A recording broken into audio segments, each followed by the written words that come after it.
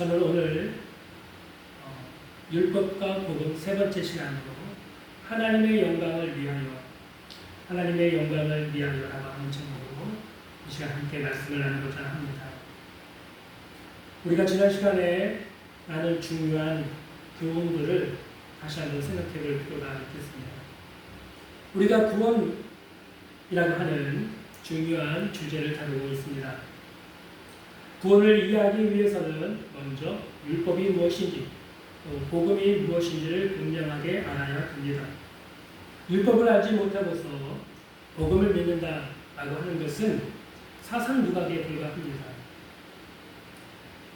율법을 통해서 우리는 죄를 깨닫고 우리가 철저한 죄인이라는 사실을 깨닫게 됩니다. 우리가 죄인인 사실을 깨닫고 나서 그 다음에 그 사람에게 복음이 선포됐을 때 예수 그리스도의 구원의 복음 십자가를 달려가서 구원을 얻는 놀라운 하나님의 은혜를 경험할 수가 있는 것입니다. 그러므로 율법을 모르고 복음만 알고 있다면 그 사람의 구원은 가치가 없는 구원이 되고 마는 것이죠. 자신이 죄인인지도 모르는데 예수 믿고 구원받아서 무엇을 하겠습니까? 어떤 삶의 변화가 일어나겠습니까? 또 반대로 율법을 아는데 복음을 알지 못한다면 유대인이나 바리새인 서기관들처럼 그 사람들은 구원을 받을 수가 없습니다. 이처럼 구원을 알기 위해서, 구원의 진리를 깨닫기 위해서 우리는 반드시 율법과 복음에 대해서 분명하게 알고 깨달아야 합니다.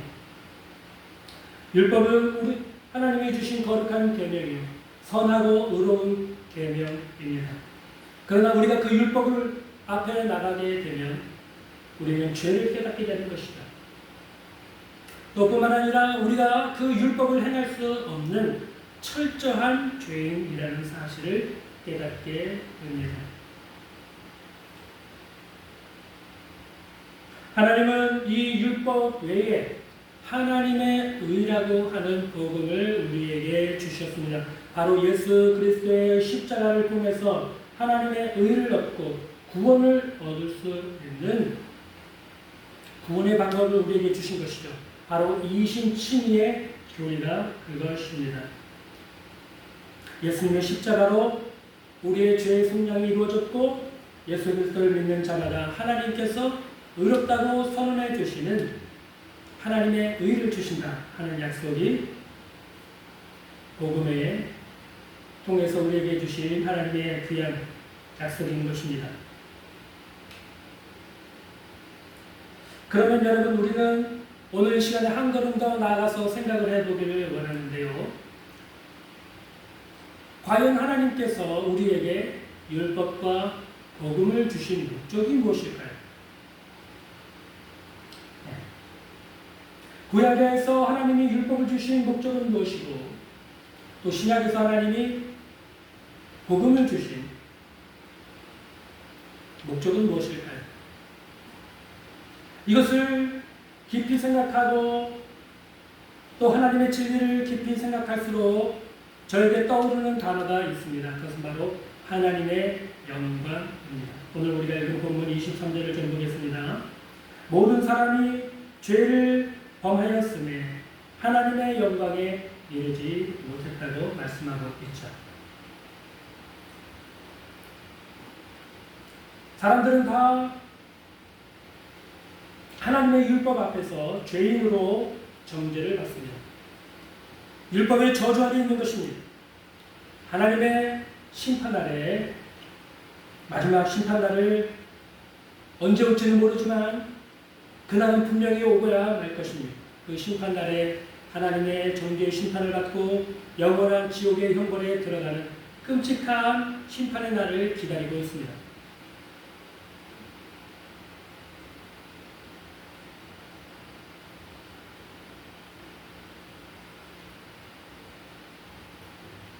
하나님께서 우리에게 율법과 복음을 주신 궁극적인 목적은 무엇일까요?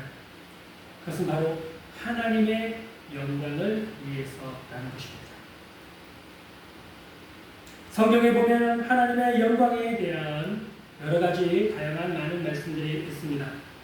창세기 1장에 보면 하나님이 태초에 천지를 창조하셨다라고 기록되어 있고, 또 창세기 1장에 하나님께서 말씀으로 하늘과 이 온 우주와 해와 달과 별들과 하늘과 땅과 바다와 나무와 새들과 짐승들과 인간을 만드신 사건이 기록되어 있습니다. 그 창세기 1장에 하나님께서 세상을 창조하신 창조 사건을 통해서 하나님은 하나님 자신의 영광을 드러내셨다고 로마서 1장에서 우리에게 말씀하고 있습니다. 로마서 1장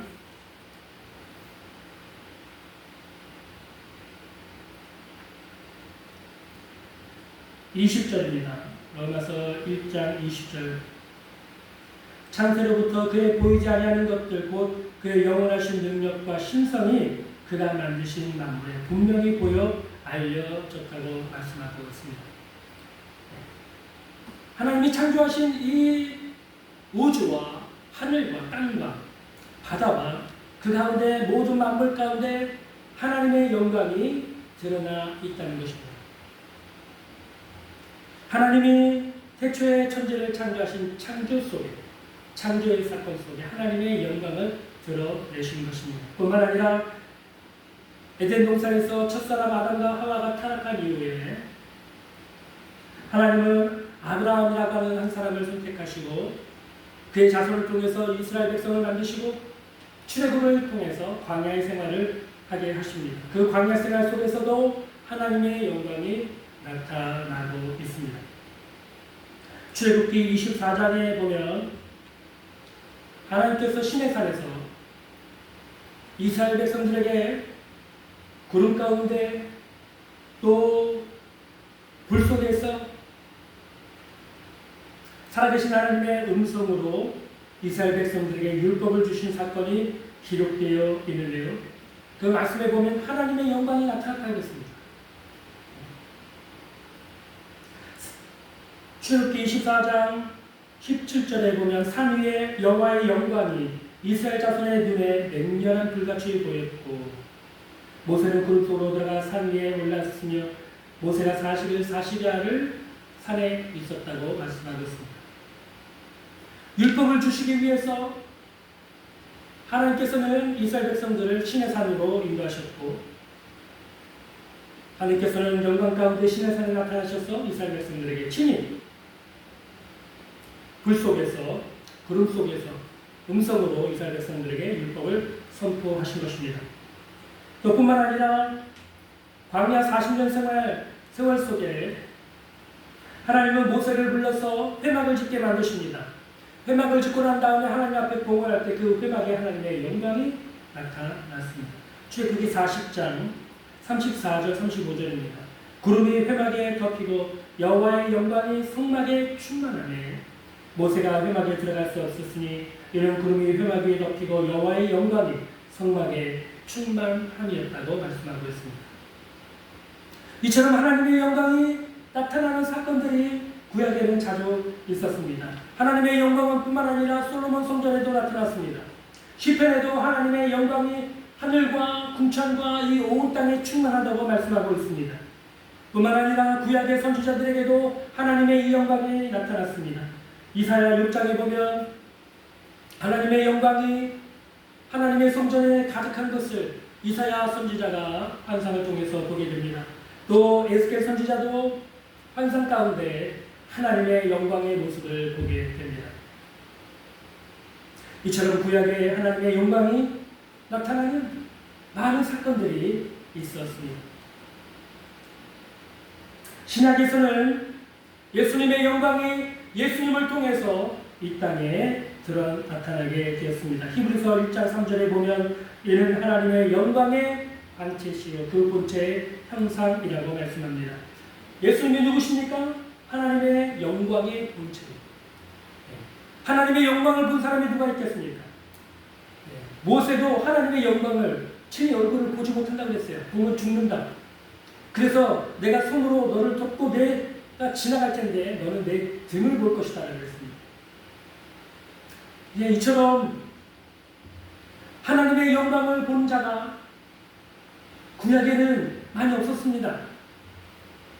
선지에 가봤고 또 이스라엘 백성들이 보았지만 그것을 계속 본 것도 아닙니다. 어떤 사건을 통해서 하나님의 영광이 나타났다는 것이죠. 그러나 여러분, 예수님이 이 땅에 오심으로 모든 사람이 다 하나님의 영광을 보게 된 것입니다. 누가복음 2장 14절에 보면 지극히 높은 곳에서는 하나님께 영광이요 땅에서는 하나님이 기뻐하신 사람들 중에 평화로다. 예수님이 탄생할 때 천사들이 나타나서 이런 찬양으로 하나님께 영광을 돌렸습니다. 하늘에서는 하나님께 영광. 예수님은 누구십니까? 하나님의 영광의 본체이십니다.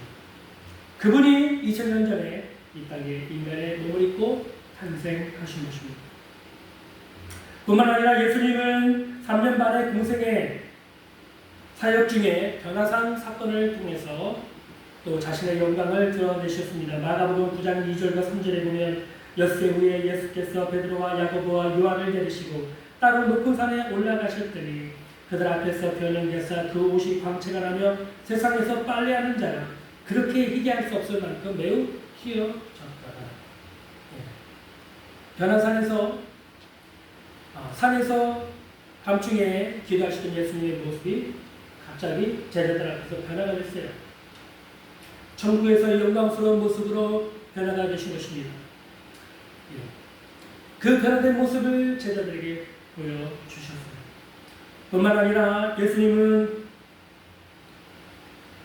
마지막 때 재림과 심판과 또 장차 나타나게 될 천국에서 하나님의 영광을 나타내는 모습으로 기록이 되었습니다. 마태복음 24장 30절을 보겠습니다. 그때 인자의 징조가 하늘에서 보이겠고 그때 땅의 모든 족속들이 통곡하며 그들이 인자가 구름을 타고 능력과 큰 영광으로 오는 것을 보리라. 예수님이 이 땅에 재림하실 때 하나님의 큰 영광을 가지고 인간 구름을 타고 이 땅에 재림하신다고 성경은 기록하고 있는 것입니다. 뿐만 아니라 마지막 심판과 천국에서 하나님의 영광이 나타날 것이라고 사도 요한은 계시록에서 다음과 같이 기록했습니다. 요한계시록 21장 22절과 23절입니다. 성 안에서 내가 성전을 보지 못하였으니 이는 주 하나님 곧 전능하신 이와 및 어린 양이 그 성전이시니라. 그 성은 해나 달이 비침이 쓸데없으니 이는 하나님의 영광이 비치고 어린 양이 그 등불이 되십니다. 이처럼 성경을 보면 창세기 1장부터 요한계시록 마지막 장까지 하나님의 영광에 대한 기사로 가득 차 있는 것을 보게 됩니다. 하나님은 하나님의 영광을 나타내시고 하나님의 백성들로부터 찬양과 영광 받기를 원하십니다. 그것이 하나님의 행하신 모든 일들 속에 궁극적인 목표인 것입니다.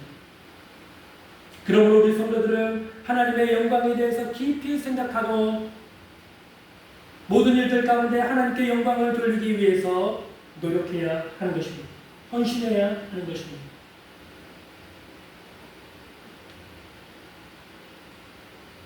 오늘 우리에게 주신 율법과 복음에도 하나님의 영광이 나타나 있습니다.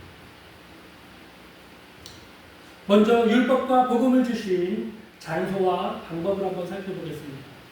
하나님께서 율법을 언제 어떤 방법으로 이스라엘 백성들에게 주셨습니까? 율법을 주신 곳은 신의 산이었습니다. 이스라엘 백성들은 신의 산 밑에서 이제 장막을 치고 나팔을 불면 신의 산 앞으로 다 모이게 하셨습니다. 다 모인 이스라엘 백성들 앞에 하나님께서 신의 산에 강림하셔서 불 가운데 구름 가운데 친히 하나님의 음성으로 율법을 선포하셨습니다. 그 모습이 얼마나 놀라운지 또 그 모습이 얼마나 경이로운지 모든 백성이 다 두렵고 떨었다고 성경은 기록하고 있습니다. 이처럼 여러분 율법을 주시는 장소, 방법 가운데 하나님의 영광이 나타나 있는 것입니다. 복음은 어떻게 우리에게 주셨습니까? 복음은 갈릴리 호숫가에 있는 작은 언덕과 같은 산에서 주어졌습니다. 예수님께서 산에 오르시고 제자들이 그 산등성에 이렇게 다 앉아 있을 때 예수님이 복음의 말씀, 신약의 새로운 율법의 말씀을 설명해 주셨는데 바로 산상수훈입니다. 예수님의 잔잔한 목소리가 갈릴리 호숫가 해변에 선포되고 있습니다. 거기에는 어린아이, 노인, 청년, 죄인, 창녀들, 병든 자들 한 무리가 모여서 예수님의 음성에 조용히 귀를 기울여 듣습니다. 그리고 그들 이 말씀을 들은 사람들의 심령 가운데는 은혜가 임하고 구원이 임하는 놀라운 사건이 바로 복음이 주어진 방법이었습니다. 이처럼 여러분 복음이 주어지는 그 순간 복음이 선포되어지는 그 장소에도 하나님의 영광이 나타났습니다. 바로 예수님 자신이 하나님의 영광의 본체이시기 때문입니다. 모두가 다 율법이나 또 복음이나 모두가 다 하나님의 음성을 들었습니다. 구약의 율법은 산 위에서 불 가운데 구름 가운데 엄청난 하나님의 크신 음성을 듣고 두렵고 떨었다면 신약에서 하나님의 백성들은 예수님을 통해서 부드럽고 잔잔한 하나님의 말씀을 들었고 은혜를 받았던 것이죠. 그러나 우리가 기억해야 될 것은 이 율법이든지 복음이든지 하나님의 영광을 나타내고 있다는 것입니다. 뿐만 아니라 하나님이 우리 인간을 구원하시는 방법 속에도 하나님의 영광이 나타나 있습니다. 율법은 우리에게 이를 행하라 그러면 살리라. 율법의 의를 요구합니다. 반면에 복음은 우리에게 주 예수 그리스도를 믿으라. 그러면 이로 말미암아 살리라. 하나님의 의, 믿음으로 말미암는 하나님의 의를 요구하고 있습니다. 그러므로 인간이 구원받는 방법은 율법을 행함으로써가 아니라 믿음으로 구원을 받는 방법이 바로 하나님이 정하신 구원의 방법입니다.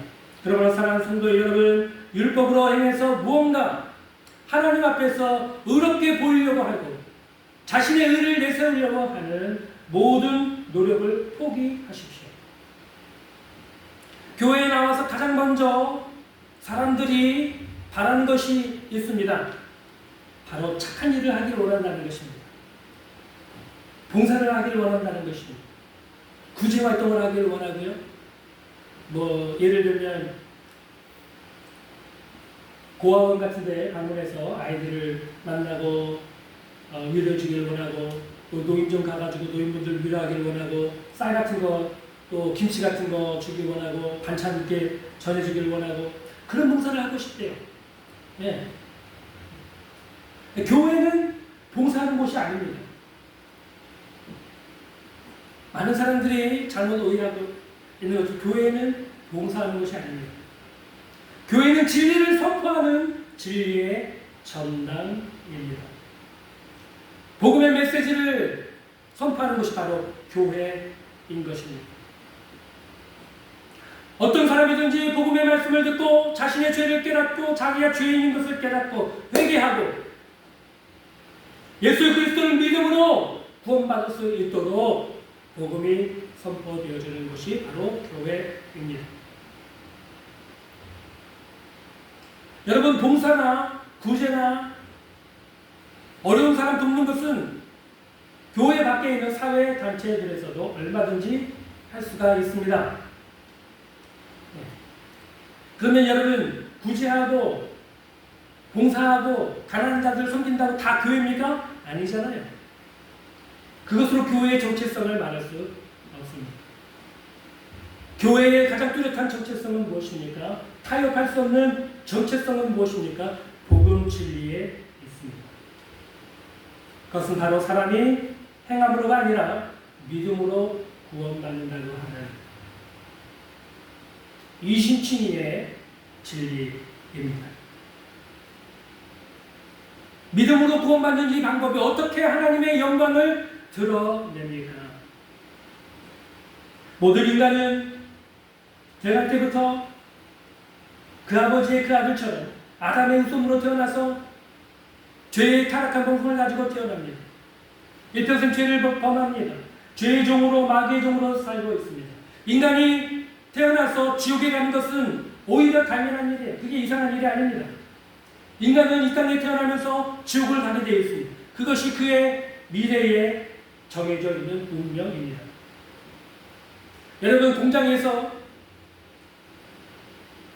제품을 찍어내고 포장이 돼서 차로 가서 배송이 되지 않습니까? 그와 마찬가지로 이 땅에 태어나는 모든 사람들은 다 이 땅에서 마귀의 종, 죄의 종으로 살다가 결국에는 지옥에 떨어져요. 절망적인 운명을 타고난 것이 바로 우리 인간입니다. 어느 누구도 예외가 없습니다. 그러므로 여러분, 성경은 우리에게 반드시 우리는 인간은 거듭나야 한다고 말씀하고 있는 것입니다. 복음을 믿고 믿음을 통해서 거듭나지 않는 한 인간은 하나님의 무서운 진노의 심판에서 벗어날 수가 없습니다. 하나님은 이처럼 우리의 행위를 통해서가 아니라 믿음을 통해서 오직 예수 그리스도의 십자가 복음을 믿는 믿음을 통해서 우리를 구원하는 구원의 방법을 만들어 놓으셨습니다. 하나님이 정하신 방법이에요. 여러분이 선택할 수 없어요. 여러분이 만들어낼 수 없어요. 여러분이 마음대로 임의로 주관할 수 없어요. 주장할 수 없어요. 여러분을 생각을 가지고 교회에 나와서는 안 됩니다. 차라리 그러시려면 다른 종교로 가십시오. 불교로 가셔도 되고,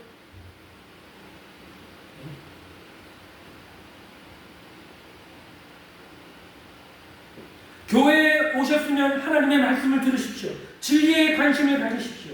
하나님이 무슨 말씀을 하시는지 귀 기울여 들으십시오.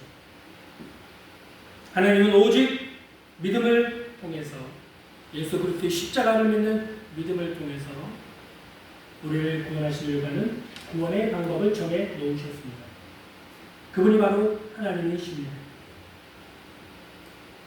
하나님께서는 죄로 인해서 하나님의 영원한 진노와 심판을 향해 지옥의 형벌을 향해 나아가고 있는 사람들 중에 얼마를 구원하시려고 계획하셨습니다. 그리고 그 아들 예수 그리스도를 이 땅에 보내셔서 십자가에서 피 흘려 죽으심으로 그 피값으로 모든 죄를 다 용서해 주시고 구원하시는 구원의 발판을 마련해 주셨습니다. 모든 사람이 다 죄를 범하여 하나님의 영광에 이를 수 없었습니다. 하나님의 영광이 무엇입니까? 오히려 지옥의 형벌에 떨어질 비참한 존재가 되고 말 것입니다. 그러나 예수 그리스도의 십자가 죽으심으로 이제 믿는 사람은 누구나 하나님의 영광의 보좌 앞에 나오는 은혜와 축복과 구원을 받게 된 것입니다. 그러므로 예수 그리스도를 믿음으로 구원받은 사람들은 이제 하나님의 영광을 알게 되었고 하나님의 영광의 보좌 앞에 나갈 수 있게 되었고 천국에서 하나님과 함께 그 영광을 누리는 복된 인생이 된 것입니다. 고린도전서 10장 31절에 그런즉 너희가 먹든지 마시든지 무엇을 하든지 다 하나님의 영광을 위해서 하라고 사도 바울은 우리에게 말씀하고 있습니다. 이것이 하나님께서 저와 여러분을 예수님의 십자가 복음을 통해서 구원하신 구원의 목적입니다. 궁극적인 목적이에요. 다른 것이 여기에 포함되어 있지 않습니다. 가장 중요한 목적이에요. 하나님의 영광인 것입니다. 하나님의 영광. 저와 여러분이 구원받은 것은 하나님의 사랑이지만 놀라운 하나님의 사랑과 하나님의 은혜입니다. 그래서 하나님의 그 사랑과 은혜를 통해서 하나님께서 우리를 이끌고자 하시는 그 장소는 바로 하나님의 영광의 장소인 것입니다. 하나님의 영광의 장소.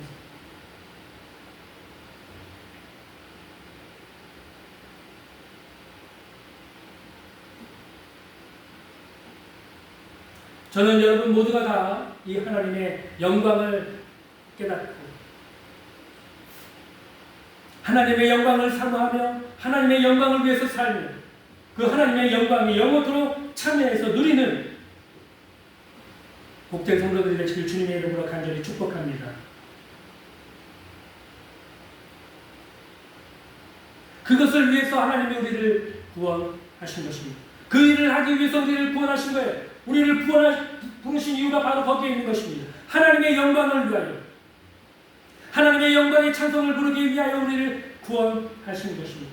요한계시록에 보면 수많은 구원받은 성도들의 영혼들이 하나님의 제단에 나와서 또 하나님 보좌 앞에 있는 24보좌 장로들과 내 생물들과 하늘에 있는 수많은 천군과 천사들이 다 하나님의 영광을 찬송하는 예배를 드리고 있는 장면을 우리는 보게 됩니다. 거룩하다 거룩하다 거룩하다 만군의 주 여호와, 그 영광이 온 땅에 충만하시도다. 할렐루야.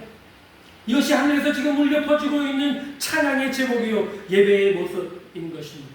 하늘의 영광은, 하늘의 예배는 지금 하나님께 영광을 돌리고 있는 것입니다. 이 땅에 여러분 예배는 무엇입니까? 이 땅의 예배도 마찬가지로 하나님의 영광을 나타내는 예배가 되어야 합니다. 찬양을 할 때에도, 기도를 할 때에도, 말씀을 선포할 때에도, 봉사를 할 때에도, 서로 성도의 교제를 나눌 때에도 우리는 하나님의 영광을 위해서 이 일을 해야 하는 것입니다.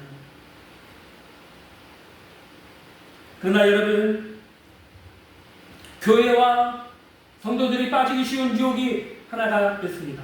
바로 하나님의 영광보다 사람의 영광을 더 사랑하는 것입니다. 요한복음 12장 42절 43절을 보겠습니다. 그러나 관리 중에도 그를 믿는 자가 많되 바리새인들 때문에 드러나게 말하지 못하니 이는 출교를 당할까 두려워합니다. 그들은 사람의 영광을 하나님의 영광보다 더 사랑하였다.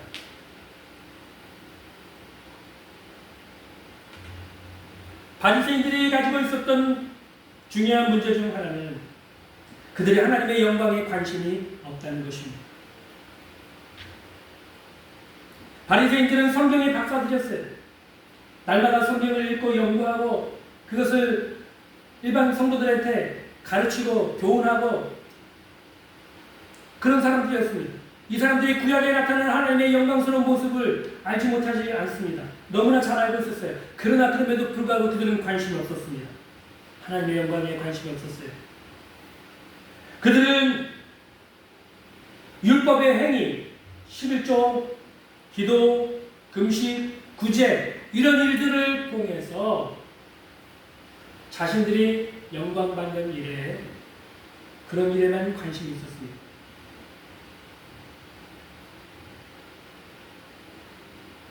놀랍지 않습니까? 하나님의 영광을 찬탈하는 사람이 바로 교회 안에 있는 것입니다. 유대교 안에 있었습니다. 하나님의 영광을 나타내는 그 유대교라고 자랑하던 그 유대교 안에 종교 지도자들이 하나님의 영광을 찬탈하고 있었습니다. 사람들에게 칭찬받는 것을 좋아하고 인정받는 것을 좋아하고 하나님의 영광에는 관심이 없었습니다. 그들이 하는 모든 행위 속에 하나님의 영광이 고려의 대상이 되어 있지 않았던 것입니다.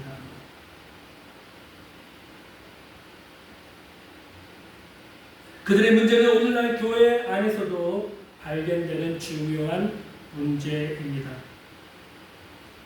저는 예전에 세계적으로 유명한 어떤 목사님이 강사로 초청돼서 부흥 강사로 소개가 되는데 그 소개하는 분이 그분을 소개할 때 세계적인 종, 하나님의 종, 어떤 목사님이라고 소개하지 않고 어떤 박사님이라고 소개하는 것을 자주 보았습니다. 그러나 그 목사님은 그 호칭으로 불려주는 것을 수정하지 않으셨어요. 그분은 목사님이십니다. 박사로 불려주는 것을 더 좋아했던 것 같습니다.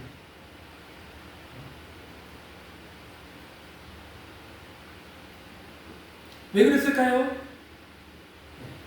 하나님의 영광을 만약에 진정 사모하고 바라보는 사람이었다면 목사가 하나님께서 자신을 목회의 직분으로 주신 것을 영광스럽게 생각했겠죠. 사람들의 인정을 더 원한다면 박사라고 불려주는 것을 더 좋아했을 것입니다. 그래서 제일 처음에 강사 소개할 때, 강사 목사님 소개할 때 아무개 목사님이라고 소개하지 않고 아무개 박사님이라고 소개하는, 가는 곳마다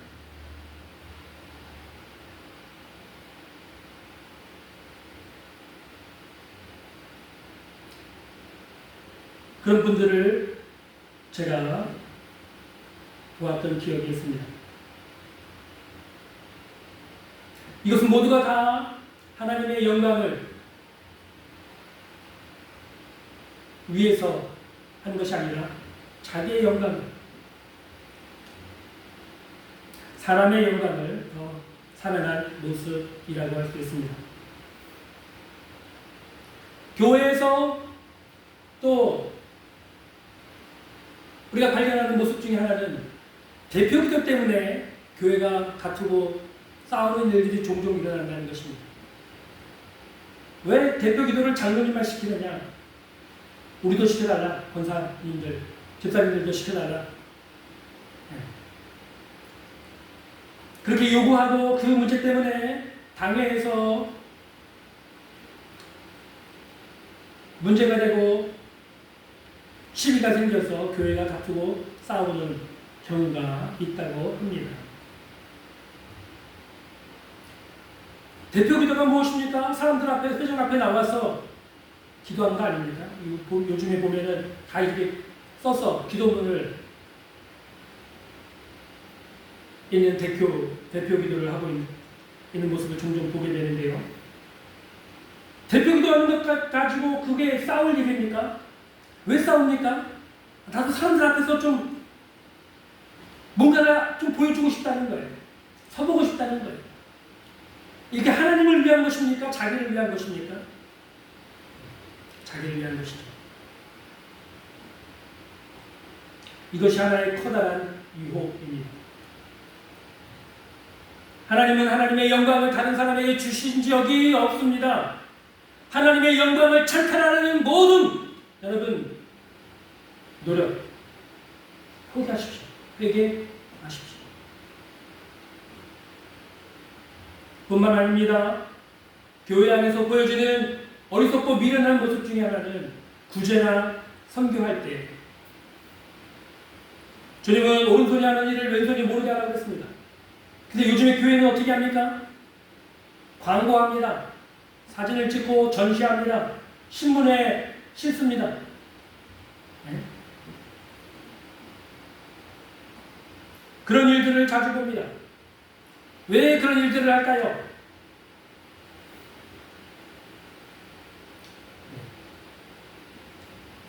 사람의 영광을 사랑하기 때문에 그렇습니다. 사람의 칭찬과 인정을 받기를 원하는 것이죠. 그것을 위해서 주님이 주신 귀한 교훈을 따르지 않고 불순종하면서도 사람의 영광을 구하고 있는 것입니다. 하나만 더 말씀을 드리자면 여러분 예배를 드릴 때도 하나님의 영광보다 사람의 영광을 추구하는 그런 유혹에 빠질 때가 많습니다. 여러분 예배를 드릴 때, 예배를 드리러 나올 때 누구를 위해서 예배를 드립니까? 하나님, 말로는 하나님을 위해서 예배를 드린다고 합니다. 하나님을 예배한다고 합니다. 그러나 정말 하나님을 위해서 예배하는 것입니까?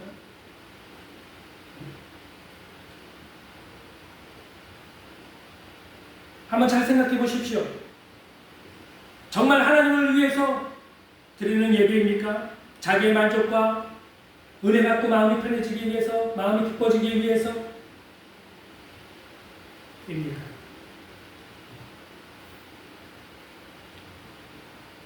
왜 예배를 드리는데 자기가 좋아하는 예배가 있고 자기가 싫어하는, 불편해하는 예배가 있습니까? 뭐 때문에 그렇습니까? 바로 자기 자신 때문에 그렇습니다. 나는 찬양을 좋아하니까 찬양을 많이 부르는 교회 갈까요? 나는 강의 설교 듣는 거 좋아하니까 강의 설교하는 교회에 가서 예배 드릴 거야. 누구를 위해서 예배를 드리는 겁니까? 자기 자신을 위해서 예배를 참여하는 것입니다. 겉으로는 하나님을 예배하는 것처럼 보이지만 그 속에는 바리새인의 생각과 바리새인의 기질이 있는 것입니다. 하나님은 하나님의 영광을 결코 다른 사람에게 양보하지 않습니다. 누구를 위해 예배하고 계십니까? 오늘 주일인데요. 누구를 만족시키고 누구를 기쁘게 하기 위해서 교회에 나와서 예배하십니까? 여러분 자신입니까? 혹시 그 대상이 여러분 자신은 아니십니까?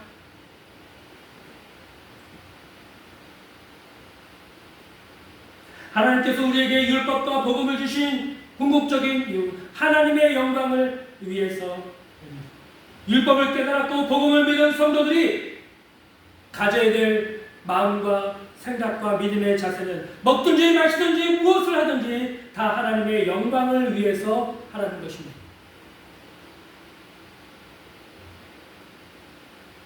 구약의 율법도 신약의 복음도 모두가 다 하나님의 영광을 위해서 주신 것입니다. 여러분은 율법을 진정 깨달으셨습니까? 그러면 누구를 위해서 살고 무엇을 위해 살고 있습니까? 하나님을 위해, 하나님의 영광을 위해 살고 있습니까? 자기 자신을 위해 살고 있습니까? 여러분은 예수 그리스도의 십자가 복음을 깨달으셨습니까? 믿으셨습니까? 그러면 현재 여러분은 무엇을 하고 계십니까? 무엇을 위해 살고 계십니까? 자기 자신을 위해서입니까? 하나님의 영광을 위해서입니까? 여러분은 먹든지 마시든지 무엇을 하든지 다 하나님의 영광을 위해서 하고 계십니까? 만약 그렇지 않다면 율법을 깨달았고 복음을 믿었다는 것이 여러분에게 어떤 유익이 있습니까? 한번 생각해 보시길 바랍니다. 복음을 믿는 성도들은 하나님의 영광을 위해서 살아야 합니다. 예수님도 이 땅에 오셔서 하나님의 영광을 드러내는 삶을 사셨습니다.